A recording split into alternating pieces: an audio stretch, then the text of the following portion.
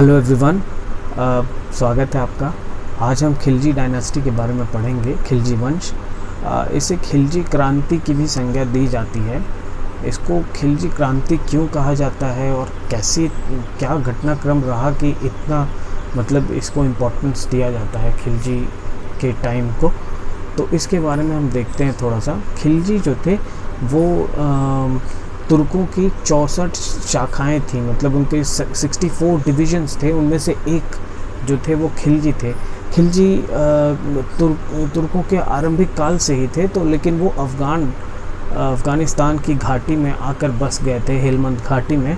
और वो गजनवी और गौरी के मोहम्मद गजनवी में गौरी के टाइम से ही ये सेनाओं में भर्ती ले लिए थे और यहाँ पर रहने लगे थे। इन्होंने अपनी सेवाएं दी थी इन दोनों के शासनकाल में, और कहीं न कहीं निम्न पदों पर ये आसीन थे। और कुछ इनके जो टेरिटोरियल थे उनको देखते थे। फिर उसके बाद क्या होता है कि खिलजियों ने जब ये गुलाम वंश का अंतिम दौर था, जब बलबन एक शक्तिशाली शासक जो इल्बरी तुर्क था, जो गुलाम वंश का, उसने अपने उत्तराधिकार जो है उसको अपने बड़े पुत्र मोहम्मद को देने की इच्छा जताई थी, घोषित कर दिया था उसको। लेकिन उसकी मृत्यु हो जाती है किसी एक विद्रोह को मुल्तान में दबाते समय, और उसकी मृत्यु के बाद ये बलबन काफ़ी टूट जाता है। उसने फिर अपनी इच्छा मोहम्मद के पुत्र को उत्तराधिकारी बनाने की जताई थी। लेकिन ये बलबन के दो पुत्र थे, एक बुगरा खान, एक मोहम्मद, जो कि डेथ कर चुका था। अब बुगरा खान जो दूसरा पुत्र था, उसका भी एक पुत्र था कैकुबाद, और मोहम्मद का पुत्र कै खुसरो।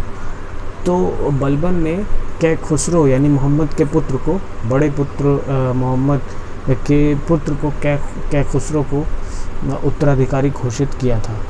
अब उसकी डेथ के बाद सही मायने में तो कै खुसरो को शासक होना चाहिए, लेकिन वहाँ के अमीरों ने जो बलबन ने अपने समय में सभी अमीरों को नष्ट कर दिया था, पूरा ग्रुप ही तोड़ दिया था। लेकिन अब उसकी मृत्यु के बाद फिर से अमीर संगठित हो गए थे, और वो षड्यंत्र जो पहले से ही चलते आ रहे थे, वो फिर से वो षड्यंत्रकारी चीज़ें फिर से दरबार में होने लगी थी। अब उसके कारण उन्होंने, अमीरों ने कै खुसरो को मुल्तान भेज दिया, मुल्तान की रक्षा के लिए। मुल्तान का काज सौंप दिया। और फिर उसके बाद इन्होंने बुगरा खान, जो बलबन का दूसरा पुत्र था, बुगरा खान के पुत्र कैकुबाद को शासक बनाया। कैकुबाद को बनाकर और फिर उसको संरक्षण दे दिया, और उसकी संरक्षण में ये खुद सत्ता, वास्तविक सत्ता इनके हाथों में रही,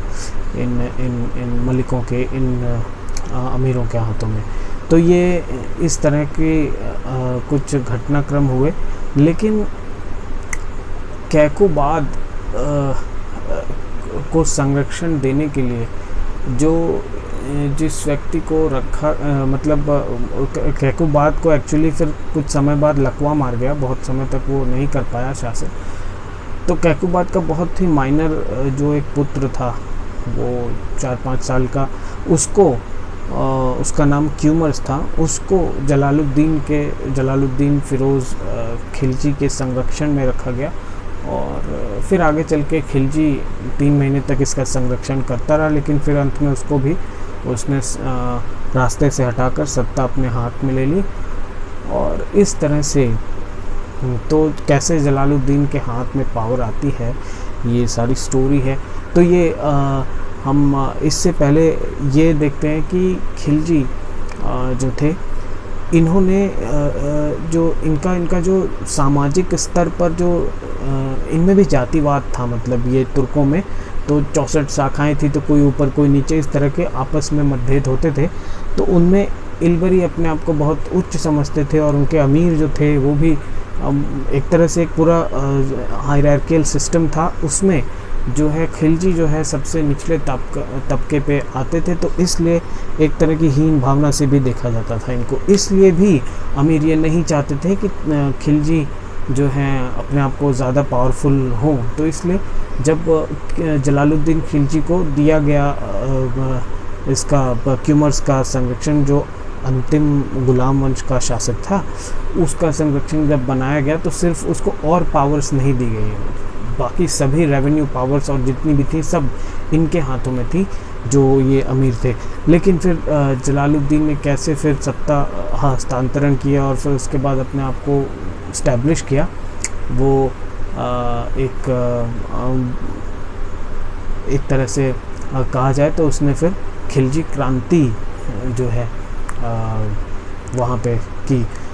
खिलजी क्रांति यानी कि ऐसा खिलजी क्रांति इस समय को क्यों कहा जाता है, इस कालखंड को खिलजी क्रांति इसलिए कहते हैं क्योंकि जो सत्ता परिवर्तन के समय जो बड़े बदलाव हुए वो ये थे कि जो अमीर जो दरबारी जो अमीर थे, जो जिनके हाथ में कंट्रोल और पावर थी, वो उनके हाथ से पावर छिन गई थी और इस तरह से।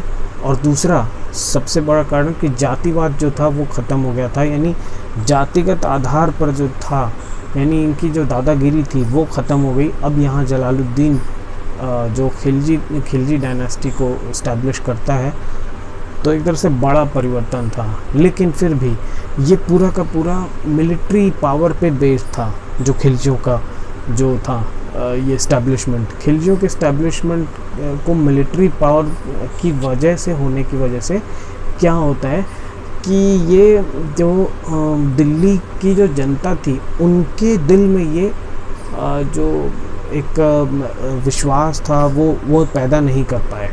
यानी जो दिल्ली की जनता थी वो इनको नहीं चाहती थी, खिलजियों को। क्यों? क्योंकि लंबे समय से ये जो इलबरी तुर्क थे इनके शासन में रहे हैं और इनको उसकी आदत पड़ चुकी थी और एक तरह से एक विश्वास, एक भरोसा सा होने लगा था इन लोगों के लिए। लेकिन अचानक से रजीम चेंज होने की वजह से, और वो भी कुछ अलग तरह के लोगों की जो एंट्री होती है, तो इसकी वजह से दिल्ली जनता रुष्ट थी। और सबसे बड़ा कारण तो ये था कि अंतिम जो ये था क्यूमर्स जो था कैकुबाद के समय में, ये इसको अपहरण कर लिया जाता है। और अपहरण करने के बाद फिरोज़ खिलजी ने इसका अपहरण किया था पहले कुछ समय के लिए, फिर उसके बाद इस तरह से कुछ नाटकीय घटनाक्रम हुए, तब जाकर वो सुल्तान बना था। तो इसकी वजह से भी दिल्ली की जनता रुष्ट थी इन चीज़ों से, इसलिए वो नाखुश थे। और फिर यही कारण था कि खिलजियों को इतना सीरियसली उन्होंने नहीं लिया। लेकिन फिर भी इसने अपनी राजधानी दिल्ली से दूर एक जगह बनाई और पुरानी दिल्ली से थोड़ा 5-7 कोस दूर अपनी राजधानी बनाई और फिर उसके बाद वहाँ से ये शासन प्रारंभ किया। फिर बाद में ये दिल्ली को एक तरह से बढ़िया सुल्तान मिलता है। लेकिन फिर भी जलालुद्दीन खिलजी के बारे में कहें तो इसने अपना वंश चलाया, उसको इस्टेब्लिश किया डायनेस्टी को, लेकिन उसके बाद ये अच्छे तरीके से जो उसको चला नहीं पाया। क्यों? क्योंकि इसकी जो वैल्यूज़ थे वो अलग थे, साम्राज्यवादी नहीं था ये, पहली बात। और फिर दूसरी बात कि वो उतना मिलिट्री पावर वो शो नहीं करता था। और इसके कुछ सिद्धांत थे, जैसे कि मुस्लिमों की हत्या नहीं करूँगा। हालांकि इसके कुछ अपवाद हैं, लेकिन फिर भी बहुत सारे इसके ऐसे सिद्धांत थे जो इसके साम्राज्यवादी जो नीतियां थी उसमें रोड़ा पैदा कर रहे थे और वो उतना पावरफुल नहीं हो सका। लेकिन इसका जो भतीजा था, जिसकी शादी इसने उससे अपनी ही बेटी से की, इसका लालन पालन किया था, और फिर इसका यानी भतीजा और दामाद अलाउद्दीन खिलजी, वो अपने काल में बहुत प्रतापी शासक हुआ और उसने यहाँ पर जो है सुल्तान की उपाधि ली। किस तरह से नाटकीय घटनाक्रम होता है कि अपने ही जो है चाचा यानी इनको जलालुद्दीन की हत्या करवाता है। वो कैसे होता है ये? क्योंकि जलालुद्दीन जो था अपने समय में जब सूबों को संभालता था, जब ये इलबरी तुर्कों के अंडर में था गुलाम वंश के समय में, तब से ये अपनी सेवाएं दे रहा था और उसमें इसका सहयोग इसका भाई और इसका भतीजा दोनों से इसको सहयोग मिलता था। और इसका भतीजा काफ़ी जो है महत्वाकांक्षी था, बहुत एम्बिशियस था वो अलाउद्दीन खिलजी। अलाउद्दीन खिलजी ने जितनी भी जो विजय, जो लड़ाइयाँ लड़ी, उन सब में वो जीता और बहुत सारा धन इकट्ठा किया। वो साउथ भी गया, देवगिरी में रामचंद्र शासक को भी उसने हराया और फिर उसके बाद बहुत भारी मात्रा में धन लेकर दिल्ली आ रहा था। तो इस तरह से इसने काफ़ी खजाना बनाया और फिर उसके बाद विजय हासिल की कई। तो इसको जागीरदारी मिली इसके एवज में। इसको शाहजहाँ यानी सुल्तान ने इसको जागीर दी, अवध की जागीर इसको सौंपी और फिर अपनी पुत्री का विवाह भी किया। ये सब तो ठीक था, लेकिन इतना ज़्यादा एम्बिशियस था ये कि इसने सोचा कि मैं क्यों ना दिल्ली का शासक बन जाऊँ। तो इसने अपने ही जो जलालुद्दीन फिरोज़ खिलजी था, इसको रास्ते से हटाने का प्लान बनाया और फिर फाइनली इसने धोखे से उसको बुलवाया। और फिर चूँकि जलालुद्दीन अपने भतीजे से बहुत लगाव रखता था, इसलिए उसने बिना अपने मंत्रियों के समझाने के बावजूद बिना किसी कोई सुरक्षा के वो वहाँ चला गया और फिर मारा गया। तो इस तरह से जब उसकी हत्या हो जाती है तो फिर वो अपने आप को अपने ही कैंप में अलाउद्दीन सुल्तान घोषित कर देता है। लेकिन दिल्ली में जो मल्लिका जो थी, जो उन्होंने फिर यहाँ पर अपने पुत्र को घोषित कर दिया सुल्तान। लेकिन फिर अलाउद्दीन खिलजी वापस आता है और यहाँ दिल्ली में उससे फाइट करता है और फिर फाइनली वो किस तरह से थ्रोन अपना पाता है और फिर यहाँ से खिलजी वंश का एक परचम लहराता है। ये एक जो खिलजी वंश की स्थापना थी, इसमें जलालुद्दीन से ज़्यादा अलाउद्दीन खिलजी का रोल था। अलाउद्दीन खिलजी ने अपने समय पे कई सारी, जब से ये शासक बना था सिर्फ लड़ाइयाँ ही लड़ता गया, जीतता गया। और इसका एक और उद्देश्य था कि विश्व विजय का, मतलब ये आगे चल के बहुत अपनी एक दो बड़ी इम्पोर्टेंट इसकी एम्बिशन थी। एक तो जितना हो सके उतना साम्राज्य विस्तार करना और दूसरा कि एक नया धर्म चलाना। तो ये इसके लिए इसने अपने काजी से एक बार विचार विमर्श किया था और उसकी राय ली थी। तो काजी ने इसको दोनों चीज़ों के लिए, मतलब कम से कम धर्म चलाने के लिए मना कर दिया कि नया धर्म ना चलाओ।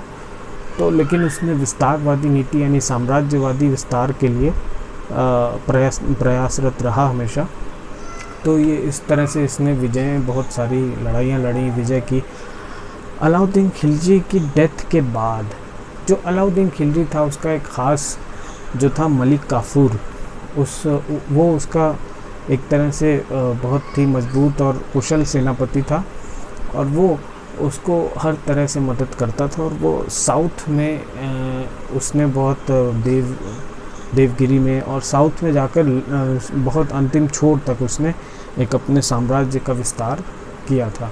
तो अलाउद्दीन खिलजी का खुद से ज़्यादा उसके जो साथी थे, ये मलिक काफूर था, इसके साथ और थे, तो वो लोगों ने इसकी बहुत बड़ी सहायता की है इसके विस्तार में। लेकिन मलिक काफूर भी एक तरह से काफ़ी एम्बिशियस था। तो अलाउद्दीन खिलजी की डेथ के बाद अलाउद्दीन खिलजी के पुत्र को जो है सत्ता मिलनी चाहिए। तो इसने क्या किया, मलिक काफूर ने उसको जो था उसके जो माइनर जो सन था उसके अल्पायु के पुत्र को संरक्षण प्रदान किया और उसको शासक घोषित करके खुद सत्ता अपने हाथ में ली और काफ़ी समय तक ये चलाया। लेकिन कुछ षड्यंत्र के कारण इसकी डेथ हो गई मलिक काफूर की। और फिर ये मुबारक शाह जो था वो शासक बना। मुबारक शाह के बाद इस तरह से खुसरो ख़ान और फिर खुसरो ख़ान के बाद किस तरह से गाज़ी मलिक को, ये जो थे मलिक काफूर, मुबारक शाह, खुसरो ख़ान, ये सब आते गए और इन्होंने क्या अपने समय पे बहुत ज़्यादा निर्दयतापूर्ण कार्य किया। मतलब बहुत ही हत्याएं करवाई और फिर उसके बाद लूट पाट और फिर इवन भोग विलास में डूबे रहे। ये अलाउद्दीन खिलजी और जलालुद्दीन खिलजी के जैसा इमेज नहीं बना पाए और ये धीरे धीरे ख़त्म होते गए। तो अमीरों ने अंत में गाज़ी मलिक को इनवाइट किया और गाजी मलिक आके किस तरह से वहाँ पे सत्ता संभालता है और फिर अपना खुद का एक वंश चलाता है, तुगलक वंश। तो गयासुद्दीन तुगलक के नाम से वो एक पदवी धारण करता है और फिर वहाँ से उसका एक खुद का नया वंश चालू होता है, तुगलक वंश। तो तुगलक वंश के बारे में जानेंगे। और एक बड़ी सी छोटी डिटेल ये है कि तुगलक जो थे वो तुर्कों की कोरोना एक शाखा है उससे ताल्लुक़ रखते थे। तो यहाँ तक हमारा खिलजी वंश था। इसके बाद अच्छा इसमें कोई छोटी मोटी डिटेल्स रह गई होगी तो मैं ऐड कर दूँगा। बाकी यही था खिलजियों के बारे में। ये एक बहुत ही महत्वाकांक्षी लोग थे इस वंश में। और फिर चूँकि हम गुलाम वंश के बारे में देख चुके हैं, कैसे अमीरों का प्रादुर्भाव होता है, चालीसा का दल बनता है, इल्तुतमिश बनाता है, फिर वो लंबे समय तक बलबन के काल तक भी चलता रहता है। फिर आगे बलबन ने उनको सफाया किया, लेकिन उसकी मृत्यु के बाद फिर से बलबन के बाद वो सक्रिय हो जाते हैं दरबारी, और फिर किस तरह से घटनाक्रम होता है और फिर खिलजी डायनेस्टी अपने अस्तित्व में आती है और फिर इनका भी पतन होता है। तो जो भी डायनेस्टीज़ आती हैं उनका पतन होता है, जिस तरह से राइज होता है उस तरह से डिक्लाइन होता है। और ये था हमारा दूसरा वंश ख़त्म हो गया। इसके बाद हम तुगलक वंश के बारे में पढ़ेंगे। Thank you for now.